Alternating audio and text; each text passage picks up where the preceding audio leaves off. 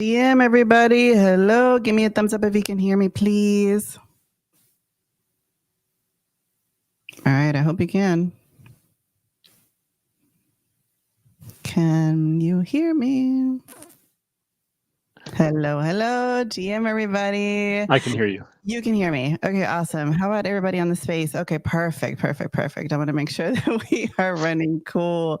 All right, good. Hello, everybody. Welcome back to another episode of If You Know, You Know. I'm super excited to be here. I am your host, Belle. I am the co founder of Mini Wells and NFT Girl, and your lovely host for the If You Know, You Know show. Each week, I'm joined by superstars in my eyes, people that are truly shaping the future of Web3, NFTs, ordinals, absolutely everything. And really, from the perspectives of creators who are moving the needle forward, is the way that I like to say it.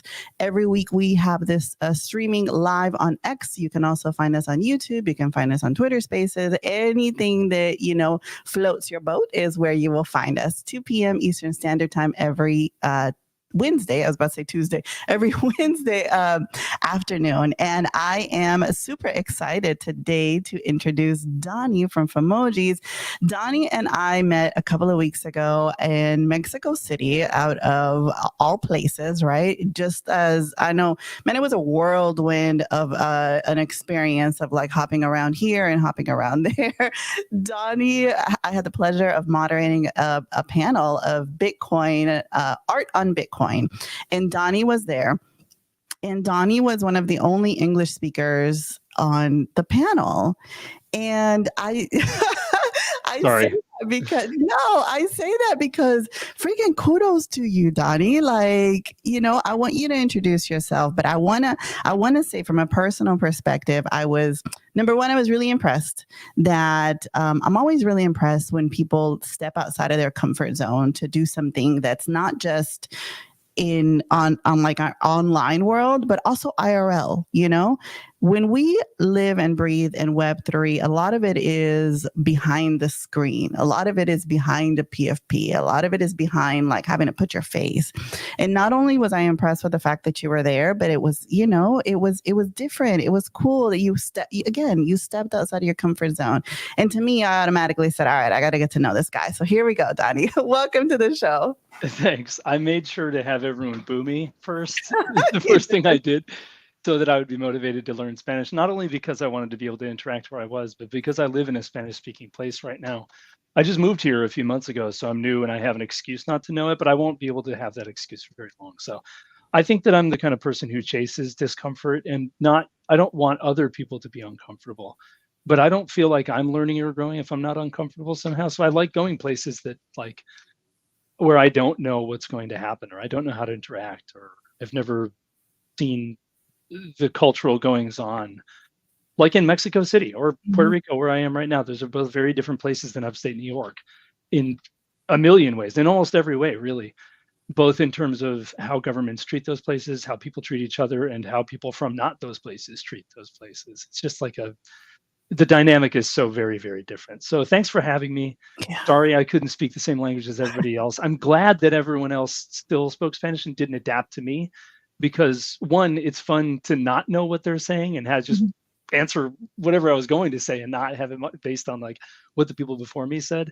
But two, if there was even one person out in the crowd who couldn't speak English, it would be unfair for them to not understand the other four people just because they were trying to bend to me. So, you know what? I think that Spanglish. I just did a space the other day in which we were talking about, what we're building, etc. And it was all in Spanglish. It was all a little bit of English, a little bit of Spanish, and I think that one of the cool things about honestly about Web3 is that we all come from such different walks of life that so many of us speak different languages.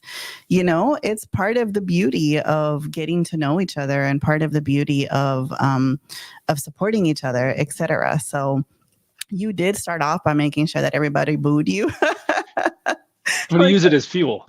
Yeah. Because you can only go up from there, right? That's right. Yeah, and I also wanted to I think it's easy for especially white male, straight English speaking people to come across as like expecting everyone else to just do whatever they're doing. And I want to make sure that I everybody knows that like I'm not here to make them do what I'm doing. I'm Yeah. trying to do what they're doing. I can't do it yet. I'm just getting there. So I wanted to make it light and obvious that I'm like trying to do that. But something I really love about this whole ecosystem, not just like NFTs or Bitcoin or any specific blockchain, but the whole thing is sort of removing an element of geography that Mhm. has been integral in splitting us apart and making us feel different from other people for millennia. And it's breaking down those barriers. So now that we know, even if we do speak different languages, or we look different, we dress differently, or something like that, we can all have access to one another at pretty much any time we want. So Yeah. it allows us to feel more uncomfortable more often and bend to other people's cultures. Man, I love that. I love that. And I love the self-awareness that comes with that, you know, like as a Latina, as an outspoken person in the space, it is rare when I find a white man. It is rare when I find someone in the space that's like, let me just put it out there, you know, before we start off the conversation. When I went to Nashville, I remember I was speaking to two different artists, men that I've known for a couple of years, and one of them blew me away. I don't know. Again, it's rare. We were having this conversation. I was like, Belle, I haven't seen you in such a long time. Such a pleasure to see you, man. Hey, listen, we're in Nashville. This is amazing. Like where we are, you know, is amazing. But like, I want you to know that just because I'm here in Nashville and just because I'm going to the Bitcoin conference doesn't automatically mean that I am, you know, a Trump supporter or that I don't, but you know, that I believe in that. And it was like, interesting, right? Interesting that you would say that. But I don't know. I kind of appreciate a person when, again, they're willing to be like, hey, I know what I have. I know what I don't have. I know what, you know. I don't know anything. And I think that's one of the first things we did. You sent me a Telegram message or something like that. And you're like, can you give me a bio? Yeah. Because I was going to be on the panel and you got to know like at least something about me. And I sent back this thing that to me didn't sound absurd. I didn't know what to write, but I wrote like, I was a classical pianist, hit my head on the ground, forgot my whole life, don't know anything about anything, bartended for 25 years. And now I make art and mess around on Bitcoin. And you were like, what? Is this a troll? And I didn't even know how to respond to that because I was like, is it? I really don't even know. So I think a lot of like, it can look like I've, I don't know. I just don't want to take any credit for being like a white guy who tries not to be a white guy or something, because like, I don't frankly know I don't know what I look like until I see myself on a camera. Yeah. And like, I'm aware of the details. I'm aware that I'm white. I'm aware I'm 6 feet tall. Like I know the data points, but I don't think it takes as much effort for me to want to be outside my comfort zone as it does for other people, or it might for other people, because that's where I live. Every day that I wake up is like, it's like the first moment that I've ever been alive. So I'm really experiencing everything for the first time. And I don't really have to go far out of my way to be this way. It's just kind of the only way I can be. So I don't want to look like a martyr or like I'm some kind of that's your person. life. That's your life. I am fascinated by that. Yeah. First of all, I literally so we were in a group chat when I said, everybody give me your two sentences of who you are. And you put this and I'm like, you DM me separately. I DM you separately. Give me the opportunity to come clean. Yes, I DM'd you separately. And I was like, Donnie, you know, I mean, look, man, I'm jaded now. I'm freaking jaded now in Web3 to where, you know, people typically do not give me sincerity. I mean, it just is what it is, especially when you're about to step on a panel and you're about to be, you know, something public. I do not expect something as deep as what you said.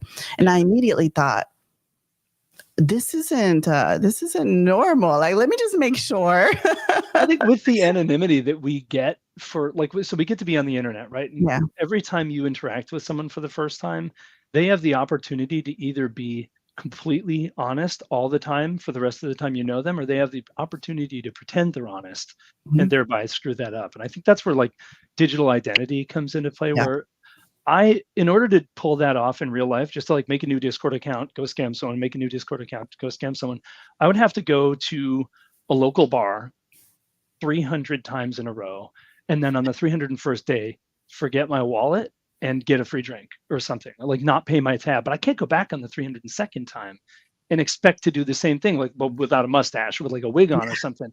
It's so much easier to like shed your identity and pick up a new one.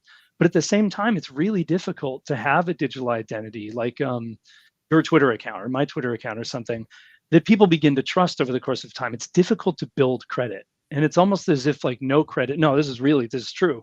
No credit is worse than kind of bad credit, because at least people know how bad you are with bad credit.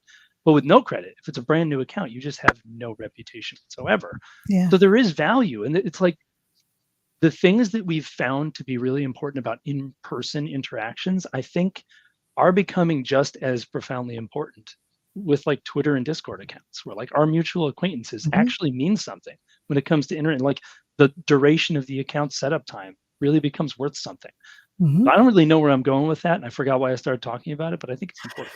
I love it. I love it. I'm gonna lean into it, but I want to actually, you know what? Before we go there, because I think that is like the topic of the day. But you said something, and I also want to lean into that.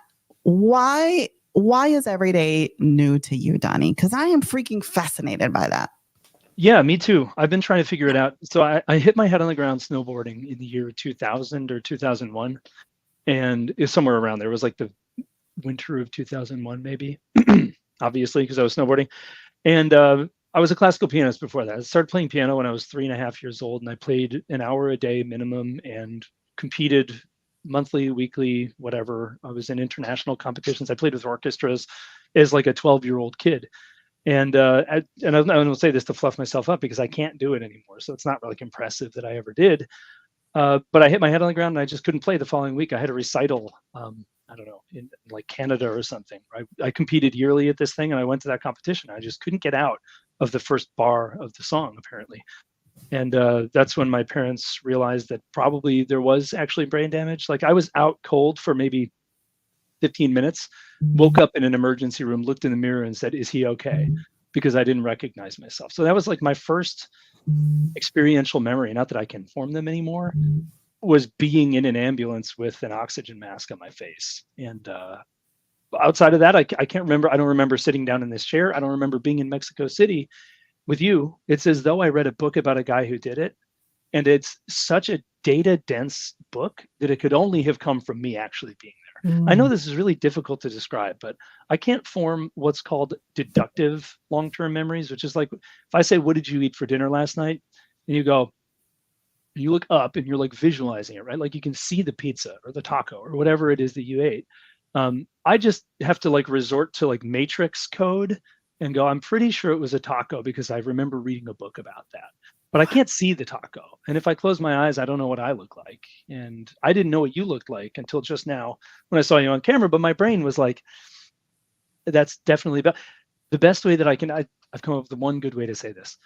You know, when you see a door that you've never seen before, like you go to a friend's house and you walk up to the door, you're not like, what is this contraption? Like, how am I supposed to operate this? Like, you just inherently know, you know where the knob is, you know what direction to turn it, you know how it locks, you know which direction it's going to swing in most of the time anyway.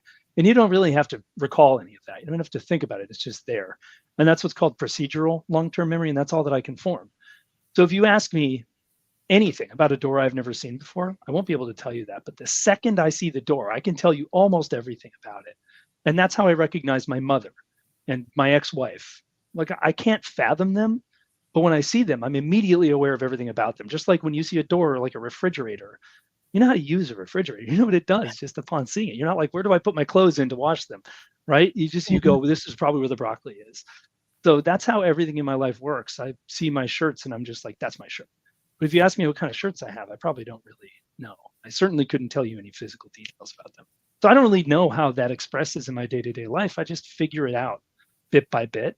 And I try to utilize it as a skill set rather than as something detrimental. You know, like if I were in I don't know, if I was 1 foot tall, I would walk through the grocery store helping people get things off the bottom shelf and then asking them jokingly if they wanted help getting something off the top shelf, because that's the kind of way that I've learned to deal with whatever it is that I have. Yeah. So like, I'm here, I'll help you with that. And I'll joke about not being able to help you with that, but I'm not going to let it make me bitter or strange in any like off-putting way, you know? Yeah. That's so fascinating to me. Because I mean, I don't even know the amount of percentage, like the percentage of people that have that, right? But doctors don't. I mean, I've gotten I don't know, dozens of brain scans and Yeah. neuropsychological evaluations, and everybody can tell me what it looks like what in the DSM-5 this should be categorized as. And sometimes it's like, what is borderline personality disorder or bipolar or ADHD or autism, and it's like a million different things. And who Yeah. knows what was pre-existing and what was not. But I think that most people who undergo this kind of brain trauma where the temporal lobes just kind of like stop working, most of them just die, I would bet. Or they don't think critically enough maybe about what it is they're experiencing. So or maybe they don't have the surrounding resources that I had, like supportive parents and, I don't know, girlfriends in the past who have been like really into neuropsychology, like people who Mhm. have helped me figure out what's wrong with me. So maybe I'm just one of the very few lucky people who has a weird thing that nobody else has and has had enough people around him to like be self-aware about it. I'm a huge believe that the adversities that we go through or the differences that make us give us superhuman powers to go through things and understand things and have a different paradigm and a different perspective of how to deal with things and make things better. You know what I mean? Like, I think like everybody has their life stories of all the things that have happened to them, and I like to say that's what makes you superhuman, in that case. And I can definitely see how that would be like such a different perspective of being able to appreciate things in a way that none of us are able to, down from like, the things that you see every day to the things that maybe you don't. I don't know. Like I Yeah. just Yeah, imagine. they're like the same thing, kind of. Like those Wow. are you can't see something. Oh wait, I'm not even going to be able to say that properly. I sit on the board of directors. This is my 6th year on the board of directors of the United States Bartenders Guild now, because I was in restaurants for Yeah. a long time. So I've been volunteering on a pretty high level with that organization for a long time, and we had a board facilitator, a DEI consultant, come in and give us a bunch of tests. And I kept on like scoring strangely, like in a margin of error that doesn't make any sense on all the tests, and they're all like personality tests or intercultural adaptivity tests or something like that. And everybody was just like, "What's going on with this young guy?" And this woman, her name is Jessica. She over the course of, I think it's been 4 or 5 years now that we've known each other, and she's been administering these tests and having side conversations with me. She was like, "I get it now. I get why you're different. And it's because every time you sit down at this table, you're just catching up. You don't have any idea what's going on ever. You don't know what's been said in the last room. You're not worried about what's being said in the next room. You're the only person who's at this table with no prior knowledge of anything all the time."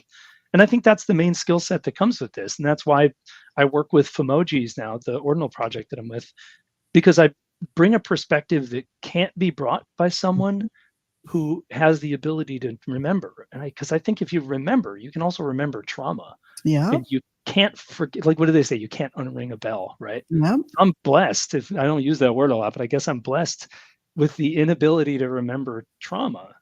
So I kind of have maybe a lighter disposition at this Yeah. point. The only downside to this, if I'm sorry if I'm getting too into the personal No, weeds here, I love the it. only main downside to this is it's really difficult to remain in a romantic interpersonal relationship with someone. I don't know how to say that without using all those words, but it's difficult to be in that because when we're in a fight, because like people, when you get that close to someone, you get Mhm. into disagreements about, like, I don't know, should the lid be fully screwed onto the toothpaste or whatever people fight about when they're in relationships, whatever dumb stuff like that. Whenever there's like an argument or some kind of uncomfortable situation, I also can't remember being in love with the person. I'm only in the fight, right? So like I break up with people all the time because I'm like, this is clearly not going to work. What? This is terrible. Why would we go through this? Why would we choose to be in this? It's not worth it. Yeah. That makes It's sense. and it's got to be awful for everybody who's ever dated me for that. And I'm sure most of them had no idea that's what was going on, because neither did I up until rather recently.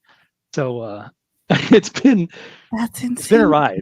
Yeah, I can understand that because within couples, you fight through stupid shit, and then you're like, all right, let me pull it back to why we're even together, and Yeah, the good it's stuff. always there.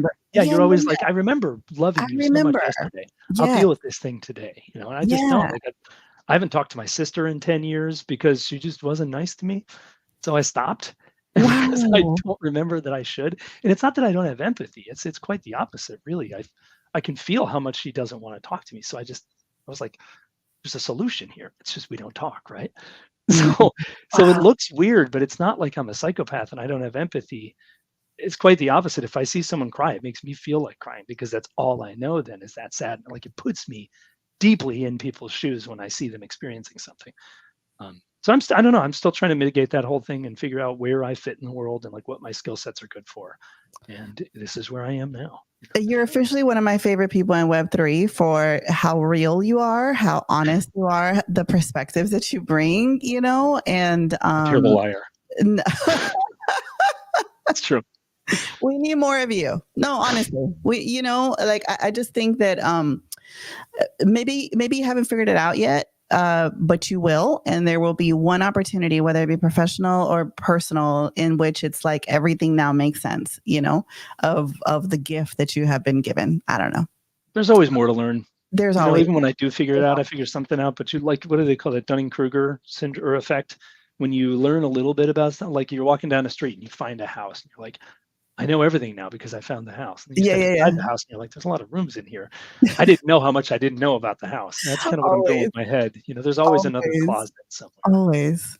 So let's bring it a little bit more into Web3, into digital identity, because I think, again, to me, it's so fascinating. You know, from a moderator perspective, when we were doing that panel, I was like, well, wait a second.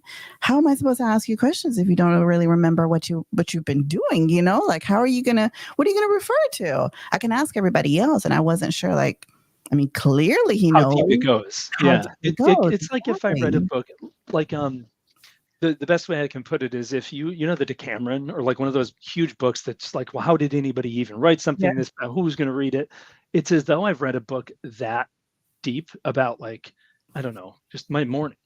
Like there's so much individual data, like data points that I collect throughout the day. They're all in a book somewhere, but it's as though I read a book about someone else's life. I just know it way more. Yeah. I'm pretty sure it's mine because I shouldn't know it that much. So like I'm capable of forming memories, just not the kind that normally people do. So what has your experience specifically in the NFT scene or knows Web3 ecosystem been in forming that? And I asked from I guess maybe a lot of different perspectives. You know, we have a very heavy online personality. A lot of the projects have to do with your digital identity. A lot of it has to do with the PFPs that we have, the communities that we are a part of, et cetera, right?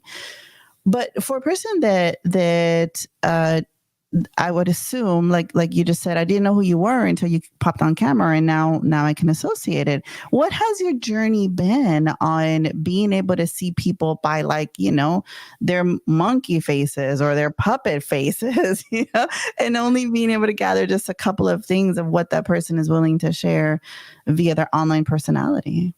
And I could talk about that for 2 hours probably and still not be anywhere near done with it. I didn't have a PF, like a cartoon PFP, for a long time. I had my normal face. It was an AI generated version, but it looked exactly like me. It was just like, you know, you can never get a good picture. So this was like that good picture I could never take of myself.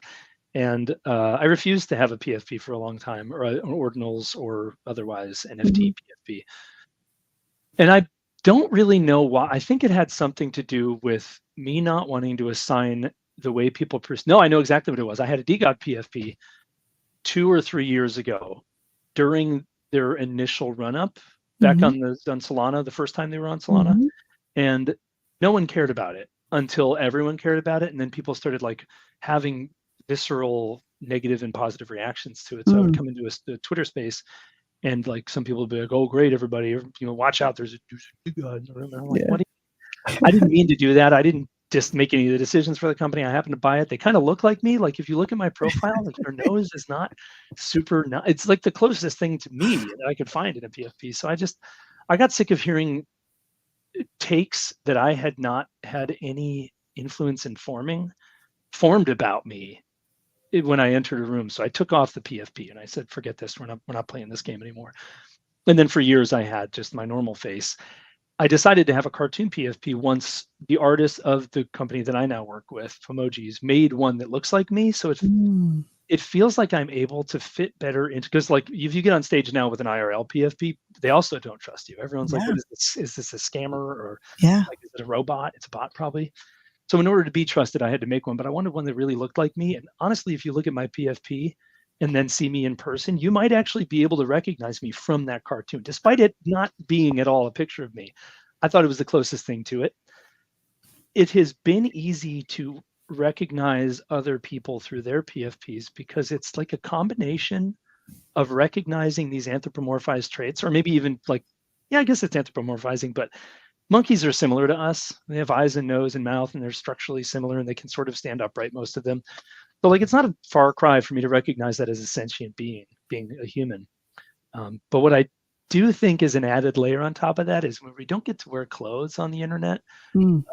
those PFPs stand in for things like Supreme and Gucci and I don't know, Hanes. Like there's practical brands and there are outlandishly expensive brands. And within that, there are subcategories of like, do you have the rainbow skin one or the gold teeth one? And there are ways of showing how much consumer power we have when we don't really have any other way of doing that. So it's kind of like showing your face and clothes in a place Mhm. where you could normally do neither.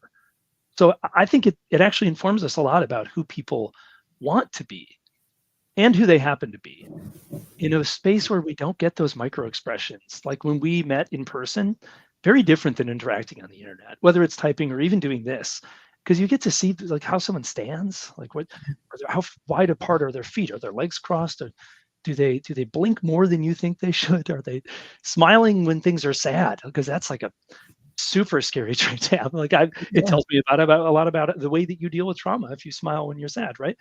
So like there's so many individual things we don't get when we transfer things to the internet because we're just not at that stage in technology yet. That I think this is the closest we can get is finding consumer items that show other people what at least we want to be or think we are. Right? What do you Yeah, no, I'm following you, and I think that it is. Yeah, it's exactly what I was thinking. Perhaps you would say. I think that it's like what too much? Too deep? no, I think that it is fascinating. You bring up so many good points, the whole IRL versus your PFP and the little things that you would pick up on a person, what kind of clothes they wear, do they have There's jewelry? so much. There's so There's much so many data when we meet things. in Right. person. And I went back, so I like to do my research on people that I have on the show. Creepily, I would go back like years to see. Cool. There's a lot, I think. There's If a you lot, you know what I mean? There's a lot, which started our entire conversation because I was like, Donnie, that is not what I found on your profile Yeah. online, you There's know? actually no videos of me playing piano. There's one VHS copy that my dad has, but it was before social media, so none of it made it to the internet. Like I Yeah. stopped playing in 2000. Facebook didn't happen until 2008. Oh, So a that's lot of that previous stuff right. just it's like it never happened. It's like it never happened. Wow, wow. So I went back and there was a post that caught my attention, and it was like years ago that you said, there's something about, can't really put my finger about it, but there's something about digital identity and the trust factor and building community. I'm paraphrasing, but those were, the three words that you said. And I was like, that's true. I'd love to explore that a little bit more because um, the entire premise of what we want Web 2 or people outside of us, of our little world to come in and really feel, that they can trust a person with a PFP is difficult. And it's a tall order to ask for, right? To have that. And so I feel like you could put, as you did, a different perspective on that. How do we make it an easier world? How do we, like, is there an answer for that? Do we, yeah, I'm really curious on your take on that. I think I have a lot of really unpopular opinions about things like this because I don't think that biometric data is private. I think that everything is. My boss used to say this thing called the illusion of security. And what he meant by that was like, if there's a lock on the door, you are given the illusion that you are secure, Yeah. despite most of your house being windows that could just throw a brick through and crawl in if they really wanted to get in. Like the lock isn't really doing that much. So like, how many times have I walked by a camera? I stare at my phone all day. I don't know who has access to that camera. I walk by security cameras on the street. They probably my eyes and my face and everything's already out there. My social security Mhm. number is on a piece of paper that like if you get it wet, it's destroyed. There's Mhm. no other credentials on it. Anyone could take it, be me somehow. So like what is this illusion of security, first of all, that we're even operating within? And is it the only thing? Is that illusion the only thing actually holding everything together? Then maybe we should respect it and just be the way it is. But for some reason, I feel as though a combination of biometric data attached to it. I know there's another buzzword, a credit score of some sort, whether it's social credit. I know that social credit has a really bad rap, and I think we're already in it, but we think we're not. We like to pretend we're not. Yeah. So like when you go to buy a house, you get a score. Yeah. And it's based on your interactions that are associated with your number, your person, your financial history or whatever. It's inextricable from you. And if you destroy it, you just can't buy a house unless you have cash, right? And even then, sometimes it's difficult to do.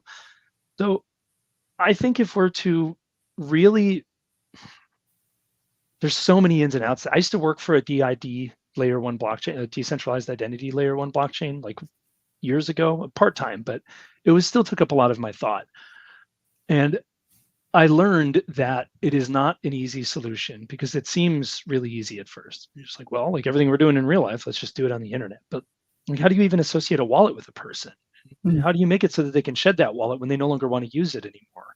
Because that's what we do in real life. Like if I go to a nightclub one night and I wear a mesh tank top and a leather strap on my head, and then the next day I go to my, I don't know, cousin's funeral or something, I'm not going to dress that way. I'm going to shed that identity and bring the appropriate one with me. And I've formed both of them. They're both rightly me.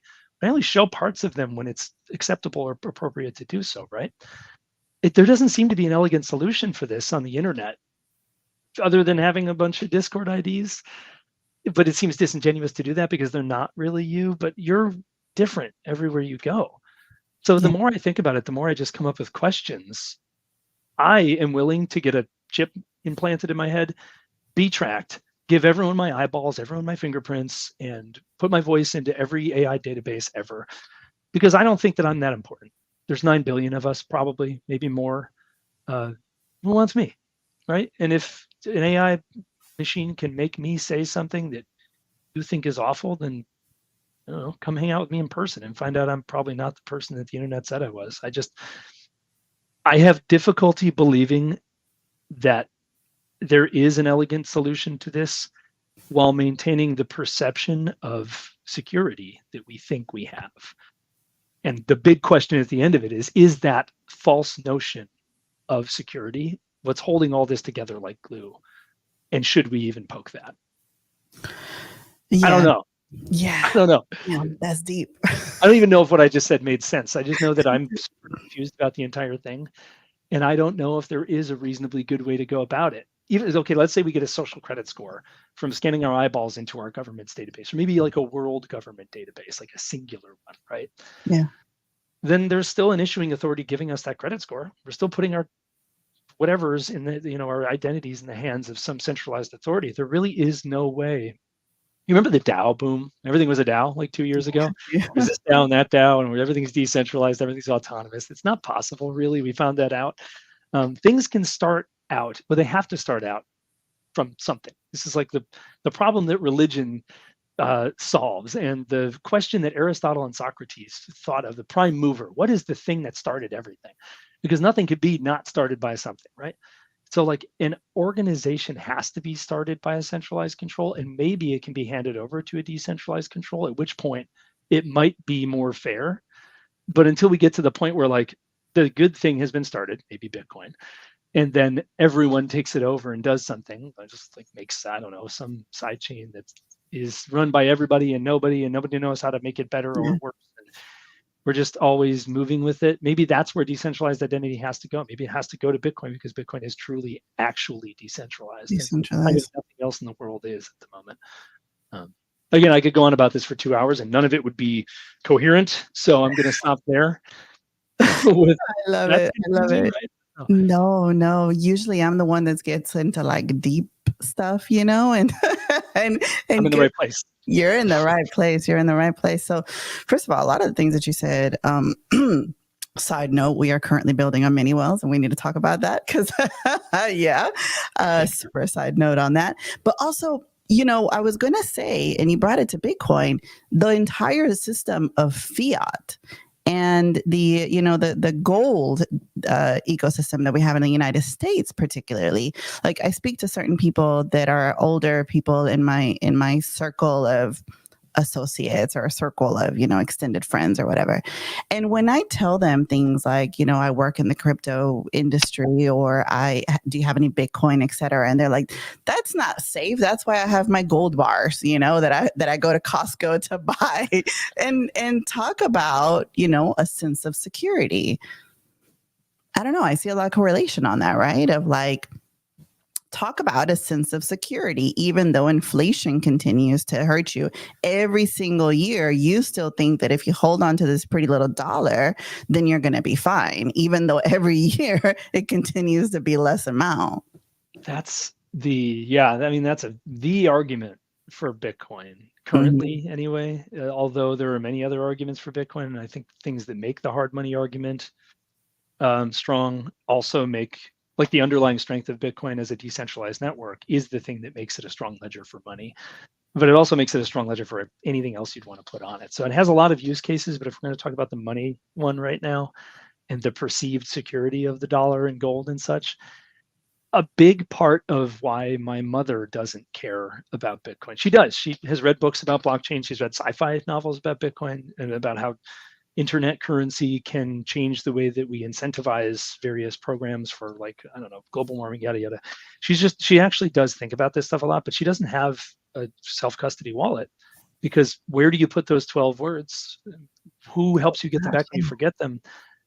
I can't name a password that I haven't forgotten and had to reset, except for the seed phrases that I'm now, like, meticulously obsessed with, because that's the kind of person I am.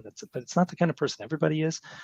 So I think one of the main barriers between accepting that Bitcoin actually solves a problem, which, by the way, digital stuff people are scared of anyway. They don't know that their money is currently digital as it is, except it's represented by paper sometimes. But they haven't been forced to, like, think through that thing yet. So it's a lot of leaps to get people to go self-custody, one, where there is no insurance. And if you lose your net worth is simply gone. You're dead. That's it.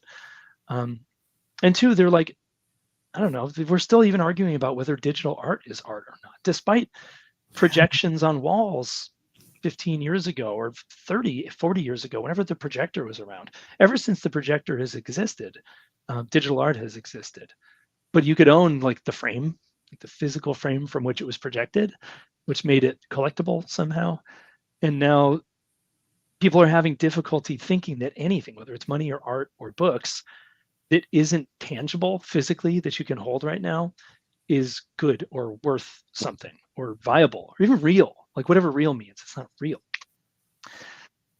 I don't know how to get people over that. I don't know if people will ever get over that. It might just take a full generation of people dying off and new people being born into a world where everything is digital. Yeah. It's just, it's an assumption to them that digital is real because everything is digital, Yeah. I think that we lean into the dollar because it's insured. And even if it's a risk that there's inflation, it's calculated. We know that it just keeps working because we keep winning wars and taking resources and fluffing the dollar. And we're like, the government's got it. We're good. Like, we don't have to mess around. Let's not mess around with Bitcoin because it goes down more than the dollar sometimes, So it's just, I think we're in an early phase of that where people are beginning to trust it. And we can say that the price is a direct correlation to people's trust in it.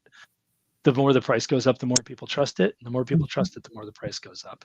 And it just will begin to phase out other value systems as time goes on. It's not that it will begin to do that. It has begun to do that. It's been doing that for 10 years. You are the CCO for Emojis, and when you said, like, a lot of people say that digital art isn't even art, immediately I think about this whole era in which people say, well, if digital art, like the one of ones, well, the special fine art on digital art, if that's not art, then absolutely collections are not art. And if it's not art, then what are we doing here? What are your thoughts on that? PFP art specifically? Yeah.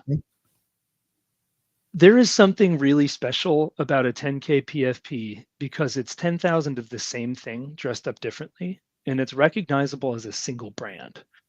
There are a lot of ways to express this, I think, but to go back to, like, CryptoPunks and Bored Apes specifically, they're clearly the same character, more or less. And if you like one of them, you kind of like all of them.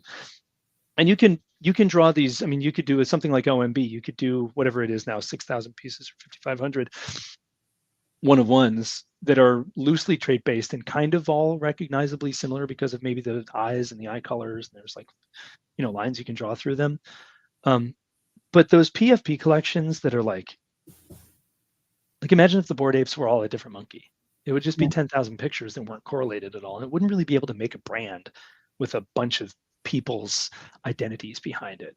I think it is specifically necessary to have those similarities, those generative 10K or 5K PFP collections, in order to build a brand that's big enough or strong enough to actually move. Like a one religious person is just a person, but a church full of them who all have similar beliefs is a power. So if you say that like the Bored Apes, like one person wearing that thing is just him wearing something. But as soon as everybody's wearing one, or there's like 350 people who are public figures wearing one, now the apes can impart power into the people wearing them, while the people wearing them impart power into it. And it's sort of like, I don't know, making any other brand like Supreme or Coca-Cola.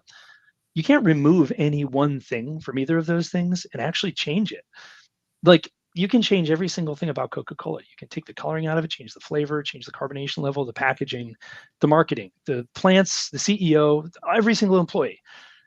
When does it stop being Coca-Cola? Like it never stops being Coca-Cola because it's like a mythological creature now.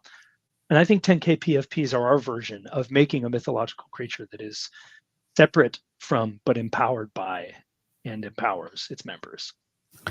One would look at that, and an outsider would hear what you just said and would say, okay, that's why you're in an echo. Yeah. Yeah. Okay. That's why you're in an echo chamber. That's why you're in a cult. Like yes. You feed each other off of that, right? And true. That's why we look at you and think that you're crazy. Yep. And it can be art, and it like sometimes it's about the art, sometimes it's not about the art. I think most of all it's about expression, which is what art is. So I'd say that whether we think of something as artistically well made or artistically sloppy or something like that, that's up to you entirely. But some people look at it and they think something. I think I used this example not at Ordinals LATAM, but the thing before in Nashville, I did use this example. If you own a Bitcoin puppet, and I don't know how many people out there are listening to this and actually know any of the Ordinals projects, but puppets and OMBs are a pretty normal thing. Like if you know anything about them, you've probably heard of those too. If you own a Bitcoin puppet, it looks ninjas in the house. Oh, we got what? We got a lot of pizza ninjas. All right, cool. Radical pizza ninjas. It don't fit this exactly, but they do fit a similar narrative. We'll say pizza ninjas and node monks next. Mm-hmm. But puppets are for people who think there's something sincerely wrong with the world and they've stopped caring. That's what I look at. When I see puppet, I see this thing is deranged. It doesn't care. It knows shit is going wrong. And it's just okay with it at this point. That's if you feel that way, you want to buy a puppet. You want to wear it. You want to be like, hey, everybody, I feel that way. If you want an OMB, it's because you think there's something sincerely wrong with the world and you're not going to stop until it is righted. Because it's like a social outspeak, an economic outcry for justice, essentially. Like it's a fight, it's a war. Where puppets are like, we're just going to smoke weed and make fun of each other because this shit ain't that serious. It's like, what am I going to waste my whole life being upset about it? That's so people who buy those things, I think, jive with those core values that they feel, but don't even know how to verbalize in a lot of ways. Because I don't know how to say what my core beliefs are, but sometimes I look at something and I go, that's how I feel. Finally, someone said it for me. And I don't know if they know they're saying it. Do it. Like the people who made puppets, I don't know if they were like sitting down in a boardroom going like, maybe we can attract every user on the internet who hates everything and just thinks it's all a stupid joke. I don't think they meant to do that, but I think they did it. And Pizza Ninjas and Node Monks quite similar. Like if you like technological innovation, goofy in-person meetups and fun, lighthearted cartoon art, you want to like portray yourself as those things. I haven't really thought this one through as much, so I don't have like such a great example about it. That's all right. And if you have a Node Monkey, you probably like you used to have a corporate job, you love spreadsheets, and you came from the Ethereum blur trading ecosystem. You just know, you see this thing and you're like, that's an opportunity because it's a monkey. I'm familiar with that. It's pixel, which is necessary for Bitcoin. Like there's certain things you'll see, you'll look at and you go, that's finally someone has said what I think. And they get to be a part of that. That's incredible. That's fascinating. Yeah, I think that's right. What about Fomojis? Fomojis, very fun. We started out as a collection of 100, just like the other OGs. And because like there was no, you couldn't batch inscribe, and putting 10,000 things on chain early was like an absurd thing to think about. So most projects that started out early got like 100 on. And the idea back then was to make something that was like an emoji, because like, what do people relate to? What does everyone know when they see? It's that I don't have a phone on me because I tucked it somewhere I can't hear it Yeah. because I'm on this Twitter Yeah. space. But if this was my phone, it's just my case. If you hit the bottom corner of the text box, the whole thing pops up. It's like pages and pages of these like yellow faces that are our way of like portraying something we think without genderizing or ethnicizing or whatever, I don't even know what the word is for that, without polarizing it towards a specific subset of people. So you have this like no ethnicity, no gender emotion, just plain old emotion. And that's, I think, what the original goal was with Femojis, was to dress things up in a way that anyone could see what that thing was saying, of the 100 of them, and jive with it and buy it and wear it, because it's just like it. You don't have to be a color, an age, anything. You just can be a feeling, or like a jacket, or whatever it is you like about that emoji. Femoji, rather. So then the name was just like FOMO emoji, like FOMO into emojis. I don't know. That's the internet culture stuff. And then Femojis 2.0 came out to expand it a little bit, because like 100 people is cool, but it's not a mythological creature. You don't get that like power. You don't get it from like 2100. We found maybe there's more coming because of that. But in order to really have a serious power behind something, there need to be tons of them, because lots of people have to be able to buy in and like go through this dynamic holding of like up price, down price, who held it, who kept their profile. Like there's a lot of story that needs to be told that takes time and depth, and you just need a lot of pieces for that. But the Femojis 2.0 collection was the first attempt at widening the collection in order to gain that mythological creature status. And it has worked to a degree. But the fun part about Femojis 2.0 is that it was one of the first recursive collections. Yeah. So it took advantage of putting really high resolution traits on chain and then referencing them in very like just bytes of code over the course of those 2009 inscriptions. So it's really light. It's dynamic. The backgrounds change based on whether it's day or night where you are. You can also click them to get the backgrounds to change. Yeah, there's a lot of like fascinating firsts or near firsts or whatever. And it was also a delayed reveal, which like we inscribed an encryption key that once something was changed about that, all of the images were revealed on chain. And we did that, I don't know, just a day or two into the mint, I think, something like that, or a day or two past it. And it wasn't because we needed to not show people the art. It was just like, people have done this before. It's a fun game to not see what's going on. Let's see if we can pull this off on Bitcoin too, with these wild constrictions. So I don't know, the core values of Femojis as I see them is that it's lighthearted, it's fun, it's genderless, it's raceless, and it allows you to say something without feeling like you've been pigeonholed into a pre-existing group that you are inherently a part of. You get to choose your way to sort of like a blank slate that just says whatever it is you're trying to say. Yeah. No, that I really like that. That makes a whole lot of sense, and it's very culture appropriate for the world, I think, as it is. I often talk on this show and on another show that I host for NFT Now. I often talk about like I view things from a different perspective, as we do. Going back to our life experiences as a parent, I see things that to me just make sense. I have an elementary daughter who learns things every year more and more in a very digital identity way. They have to. That's gotta be wild. It's crazy. It's crazy to watch. But now it's like you learn math by logging in, picking an avatar, doing your seed phrase, literally like, picking out the images. You can either pick out the images to create a chain of a password. So think about, an apple, a truck, a monkey, a bridge, blah, blah, blah, blah. And then that child has to identify what speaks to them and create it into a 16-letter chain. Yeah, except it's not letters, it's images that one relates to. And if you don't want to do the images, you can switch over to the normalize and put in an actual, wild word thing. And then from that, you learn with like, level 1, and the experience of learning is entirely gamified to where your avatar grows and learns new things and, when you learn 2 + 2 = 4, then you are able to hop into the other island, et cetera, et cetera. So I put that up against the experience of what I currently have as, an adult in Web3. And I'm like, shit, man, I see it. Like, I see it. I see how perhaps for us it's innovative. Perhaps for us it's different. It's going against the grain. It's, counterculture. It's all of these things, except for these kids, the gamified learning. Exactly. And it's just just put that on there.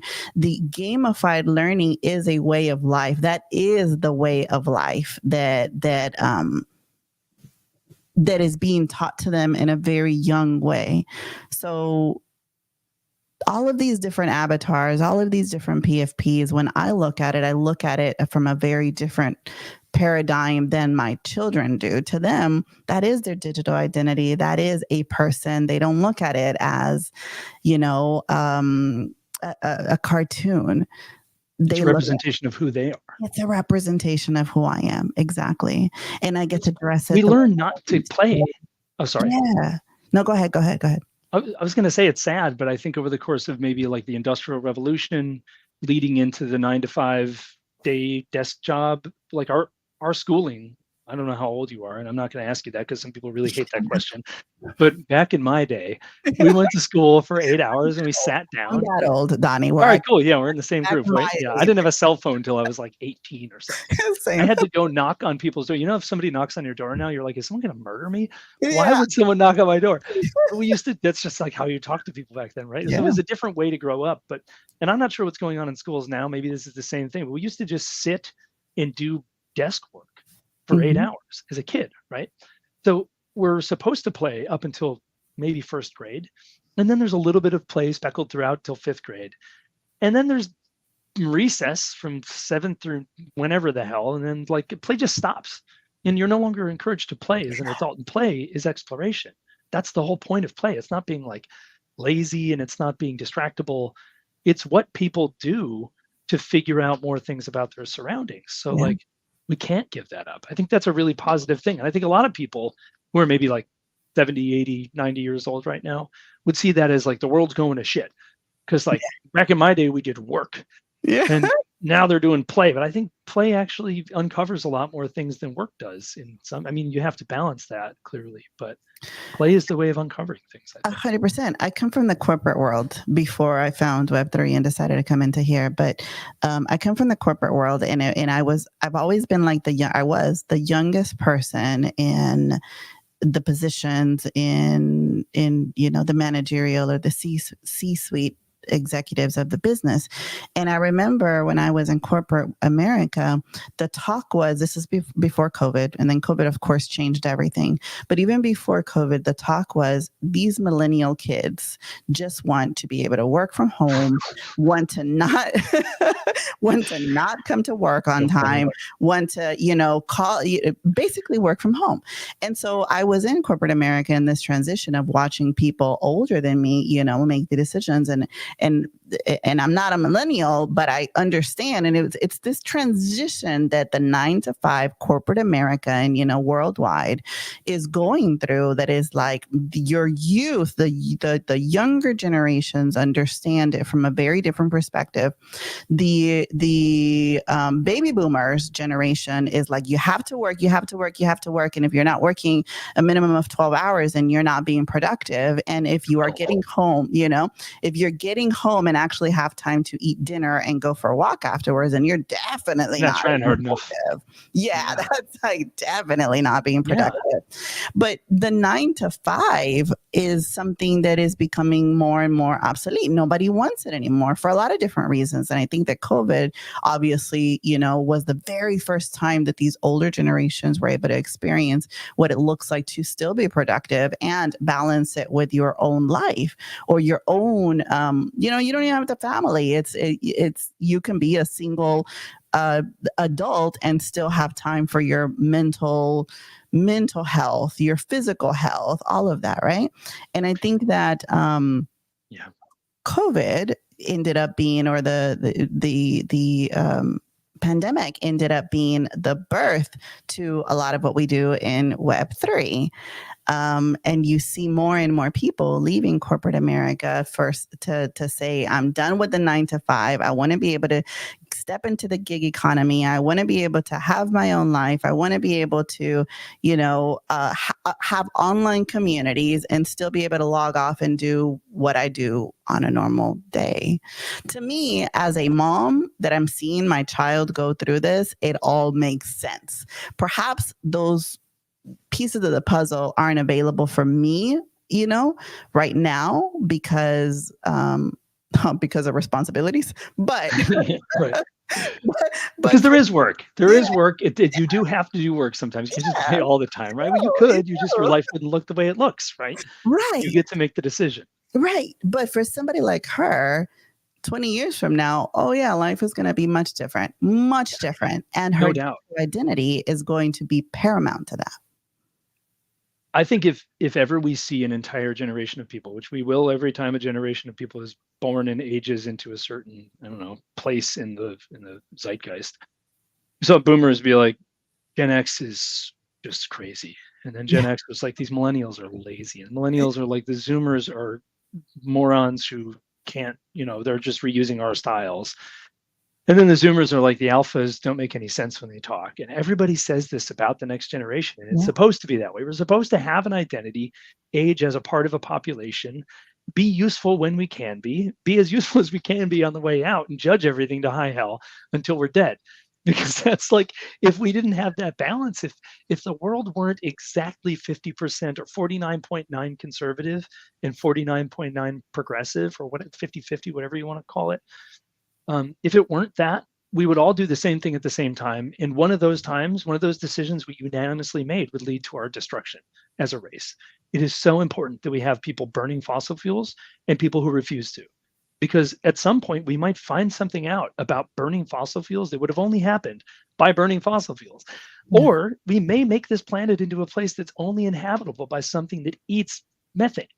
Like, what if 50,000 years from now, there's a different kind of like Homo sapien that now breathes methane? And it wouldn't have happened had we not destroyed the earth for ourselves, right? There have to be 50% people who never want to change anything and 50% of people who always want to change everything. It's always uncomfortable, but you can't grow without discomfort. I think it's important to have that. It's important that everybody thinks everyone else is crazy. We just have to learn to mitigate that and not be violent and rude about it. Right. Yeah, no, I love that. In my opinion. That's amazing. I really like that. I'm going to open it up to anybody, if anybody wants to hop up here. And if you're listening, I know we're live on streaming and on Spaces. Shout out to everybody that's watching us. If you are in Spaces, though, and you want to get up here and ask a question or participate in the conversation, let me see if the audio works, but I think we should be good. In the meantime, Donnie, you are a self-proclaimed Pepe Maxi. Very much. I got a lot to say about Pepe. Yeah. Tell me about that, because I find it, it's something that was new to me. I want to say it's something that was new to me. Like I said, I come from a very corporate America, risk management of all things, boring world.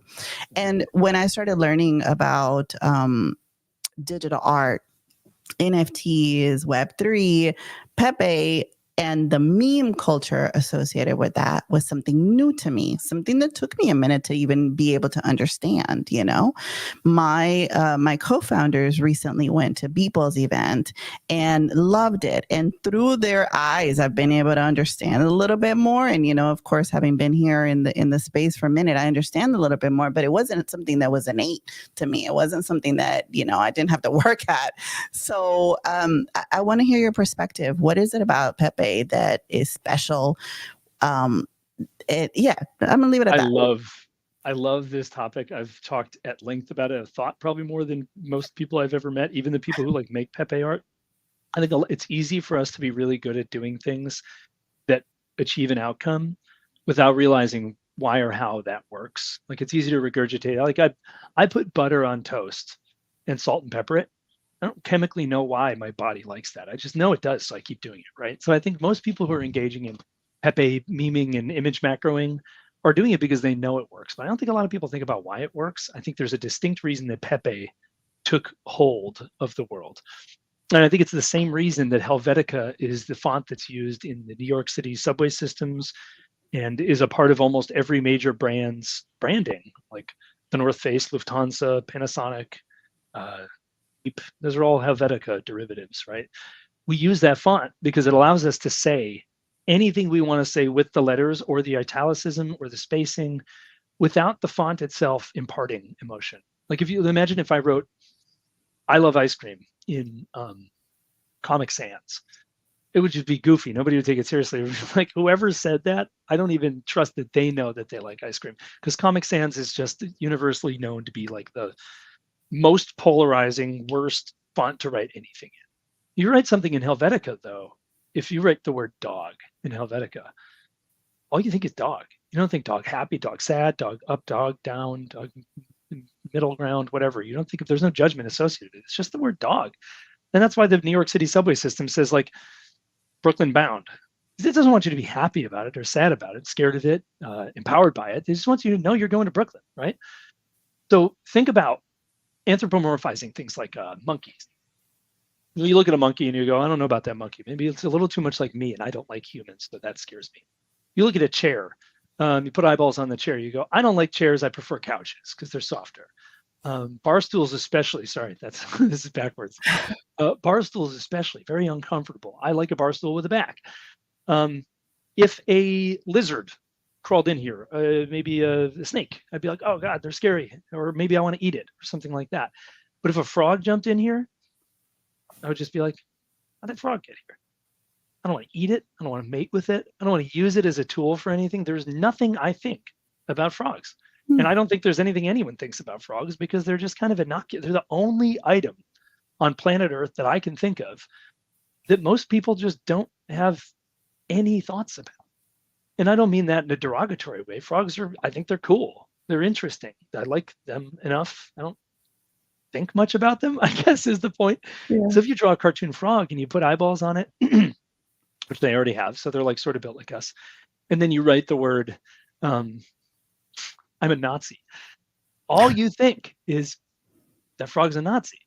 You write which is unfortunately what happened one of the early days of like inflammatory stuff that happened with Pepe, the image macros that were made, where it was like this like hyper right-wing neo-Nazi symbol for a while. But it only got that pedigree, if that's the word for it, then maybe that's too positive a word. It only got that identity instilled upon it because that's what you can do with Pepe. If you make Pepe crying, all you see as an observer is crying. And if you make Pepe going like, it's just exciting. It's like, oh my God, I can't live. That's why every Discord is full of Pepe emojis, because every time you see a Pepe doing something, all you see is the action. You don't see the Pepe. And if it was a white guy doing that action, you might be a black girl and not like that. Or you might, if it was an Asian woman doing that, you might be like, my aunt is an Asian woman and she's a bad driver. And all of a sudden, all of the things that you want this emoji to be showing, it's showing everything else instead. And I think Pepe is the only neutral platform for expression of similar human emotion that we can really leave all the other bullshit out of, because there's so much that's tied up into perception. Like I said, it's skin color, race, animal, even as far back as a couch. People have opinions about couches. I don't know anybody who has an opinion about a frog. Yeah. I think when I see a frog, it's kind of like, oh, hey, there's a frog. It's a frog. Yeah. But if you see a chicken, you go, am I supposed to eat that? Is it going to hurt me if can I pet it? Like, am I allowed to pet it even? Yeah. Like, you have all these weird thoughts about just anything you might see anywhere. Dog, you see a dog, I want to pet it. Or you go, I wish it was a cat. But if you see a Pepe, you don't think anything until it's doing something. It seems to me to be the only blank slate that we can use in an image macro, which, by the way, I did a bunch of research on this because, not research, I read a bunch because I used to run this podcast. It was only 12 episodes called Don't Say NFT. And it was the early days of ordinals. And it was like, ordinals are not NFTs. Also, let's play on that NFT is kind of just like a bad word. It's like a political party at this point. Everybody either loves them or hates them. I did a bunch of reading about like the origin of the word meme. What is a meme? Dawkins proposed that a meme is anything that is culturally transmitted over the course of time. So like language is a meme. Peace sign is a meme. Anything that you would know from me doing without me explaining to you what it is I'm doing, that's a meme. So we use the word meme for image macros. An image macro is just when you have a picture of something and then there's a word there. And the word's always an impact font for some reason because it's like the image macro font. Pepe has become a series of memed image macros. Again, I think simply because it's a frog person. That's like the most innocuous background you could think of. In my opinion, this is me. I just make this up, so I don't know if this is true or not. It just seems reasonable to me. How important are memes to Web3 culture? Memes are important to humans. Yeah. And thereby they're important to Web3 culture. And if by that you mean image macros or like the little emojis that we use in servers, I think immensely important because we don't have, just like we were talking earlier, we don't have the complexity of interaction that we get when we're in person. Where you don't see when I'm excited about something, I take a step forward. I like to zoom in on people. Like when I'm saying something I think is important, I'm like, can you believe that? Just to it's like an exclamation point. But the exclamation point exists because sometimes I can't do that. So I think all these Pepes exist because sometimes there's micro expressions you mean that you can't say. And you don't want to respond every time with LMAO because you're not always laughing your ass off. Sometimes it's just kind of funny. And then you can just respond with like a stupid little Pepe that's like, I think it's immensely important to interaction on the internet. It's funny that when you made that expression, I immediately can see the image, I can immediately see that. Yeah. And that's something that I could have said, yeah, okay. And moved on. And it's stuff we all understand. Like, I don't know, nobody has to explain it to anybody else. You see Pepe doing a thing, you understand that as that emotion. And maybe we all perceive it like a little differently, but we all get what's sort of trying to be said with that. And I think just in the same way that memes are important to humans, because otherwise we would be chimpanzees. And one of the main defining factors between that's an overstatement. Something that is different about humans and chimpanzees is that if you fill a stadium with 30,000 chimpanzees, there would be blood. They wouldn't know that they were there for a common purpose or a part of a common whole because they haven't had the time or ability or thumbs or upright behavior or occipital lobe or whatever it is to be able to understand concepts that are bigger than a tribe. Or it just wasn't important for them to do that because they're strong enough that they don't have to bother, For some reason, humans developed this thing where we can all wear a Supreme t-shirt, feel like we're on a team. Hell, we can wear a Baltimore Ravens jersey and feel like we're actually on a team. We're not, people respond to wins and losses as if they're on the team. Yeah. And they're wearing a jersey. They're not on the team, right? It's a superpower that humans have developed that we're still trying to figure out how to mitigate, use properly, I think. But we're always in the process of it. It's the first time. That's really cool. So are you still doing the podcast? No, I haven't. I did that because I felt like I had a lot to explore. We had a lot to explore in the early days of Ordinals as a space, to figure out what this means for decentralization and permanence and what is a meme and what is provenance? Like, how does this solve provenance? There were a lot of questions back then. I think the space has devolved or evolved, maybe is a better, more positive way to say that, into something that's much more asset focused at the moment. And I can't think of a lot of questions I want to answer and anyone who would want to listen to it. So I like doing stuff like this where you come up with questions and I get to spew everything I've ever thought all at the same time. But coming up with questions to ask people who are maybe not passionate about answering those questions, it just got exhausting to the point where I'm like, if I'm the only one who cares about this, I have to wait for the opportunity to talk about it, not try to force it. So maybe I'll come up with another way to do that, or do a regular show after this next bull market. And I don't know, but no, I'm not running anything at the moment. Okay.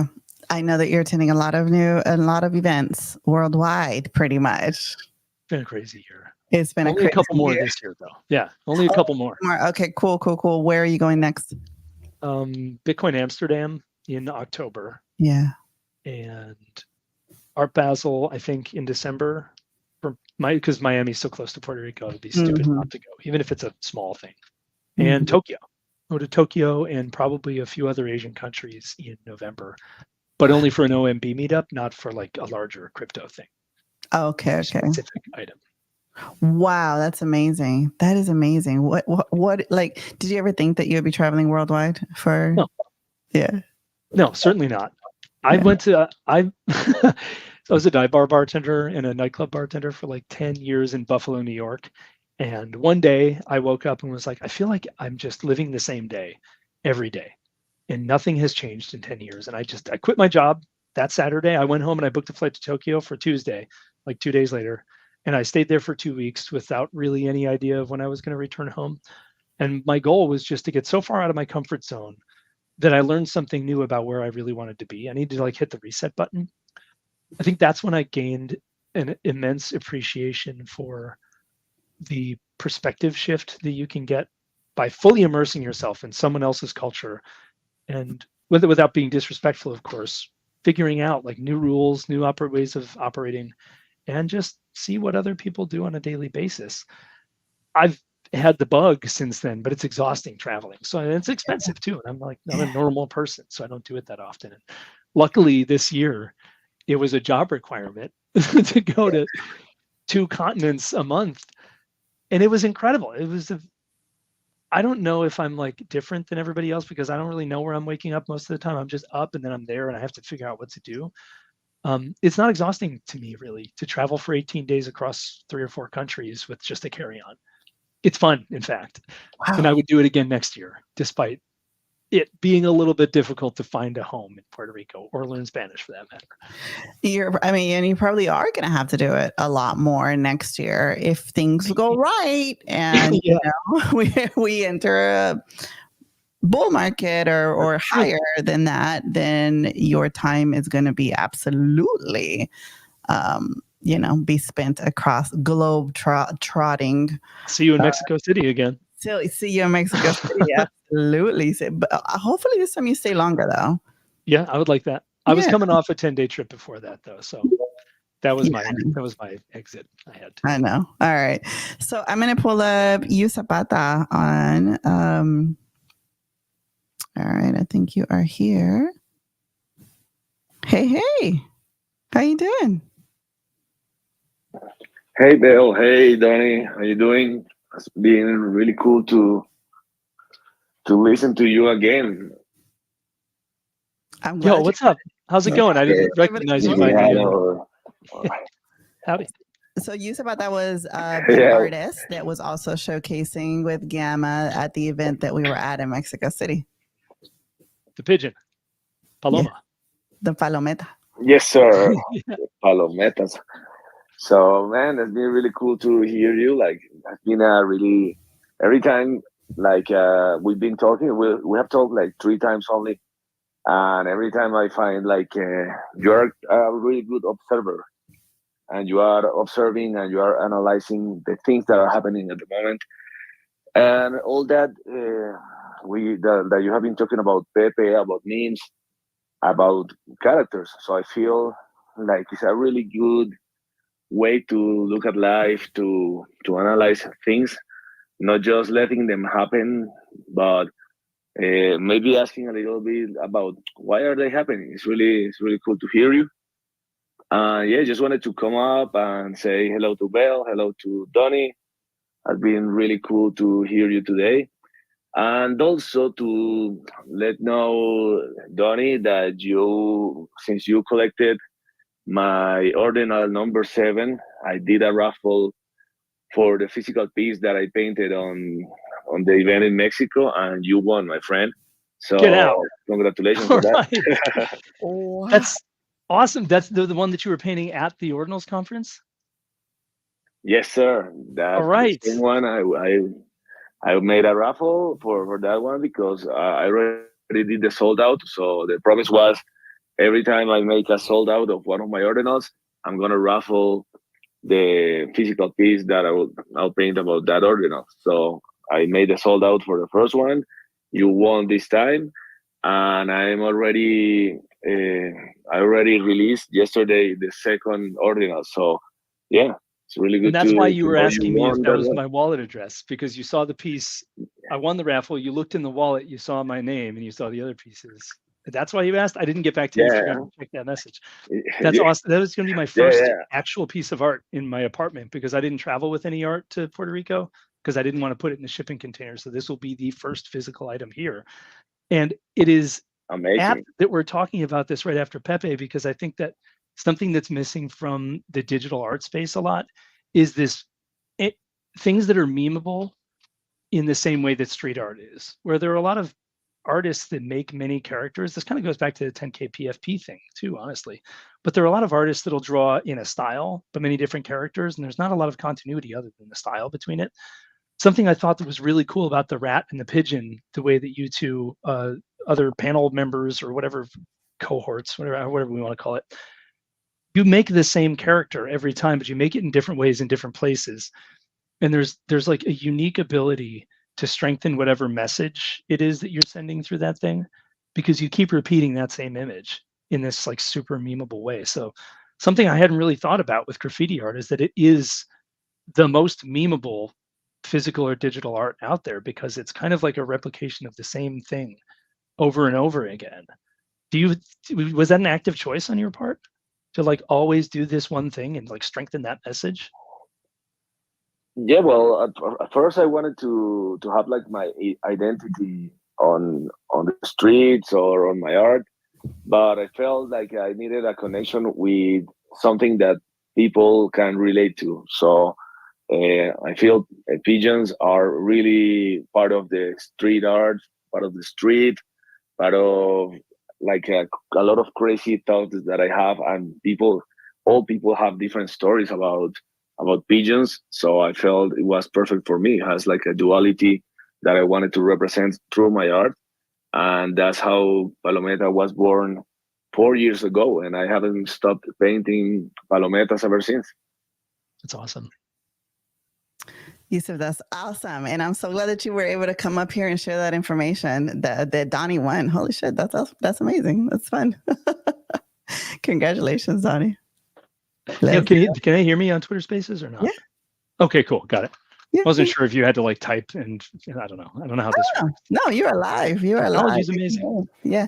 So the next time that we see you up on camera, you're going to have that right. There's a spot right behind you that it fits on that wall. That one right there. That's where it's going. There you go. That's exactly where it's going. All right, Yusuf, thank you for coming up here. La próxima vez eres tú on the show. Donnie, it's been let's go. Donnie, it's been such a pleasure having you join us today. I appreciate your time and your perspective. It's like as unique as it gets. It means a ton to me to be welcome somewhere that I'm able to say the things I actually think. And I really appreciate it. I don't know how to properly express that, but I think you know what I'm trying to say. Thanks for letting me be me and appreciating that. Quite the same. There is nothing better than you being able to just be you and just be real. You know what I mean? I think that authenticity is what rules the world, and particularly in a world in which we're so digitally connected. If you're not authentic, you don't have shit. So who are you? So exactly. Tying it straight back to digital identity, you know? Yeah. Full circle. Full circle. Hey guys, if this is your first time tuning in, we do this show, if you know, every Wednesday at 2 p.m. Eastern Standard Time. I also host Not Financial Advice, in which we talk about specifically IP is dead, right? IP discussions every Tuesday at 5:30 p.m. Central Standard Time. Let me do the math on that. That is 6:30 p.m. Eastern Standard Time. Yesterday we had a really great conversation with Sunny from DeGods. It's funny that you mentioned that, Donnie, because yesterday we were having this conversation about the emotional connectedness, I guess, the emotional connection that holders have to it. And we were talking about how, good or bad, DeGods is one of those that just immediately imposes feelings upon other people when they see it. It's huge. The story is so good. I was talking about this to someone the other day. I know we're done, but I'll make this really short. I was talking to somebody who was like ragging on DeGods or being rude about it or something, saying they don't like Frank, like Frank's a bad person or something. I don't know. There's always like armchair experts about everything. So you have to take everything with a grain of salt, but there's no one who has a story as rich and long-standing as like launching this on this chain, making this thing a coin that gets you this tube for this hairy animal. It's going to that chain, then these things go to that chain, and then they come back and the other one's going back too, and then they put it on Bitcoin and it's too pixelated. And it's the story is just too good not to think about. And whether people think positively or negatively about it is just an indicator of its strength. I think that, it doesn't matter who you are. It doesn't even matter if you're a holder. You have some kind of feelings attached to when you hear or when you see DeGods. That in and of itself, people dream of having that. So anyway, yeah, I derailed my own outro. Guys, if this is your first time tuning in, we do this show every Wednesday. Thank you. Honestly, you really could have been anywhere else and you chose to be with us. I appreciate that. I will see you guys on the flip side. Have a wonderful, wonderful rest of your day, everybody. See ya.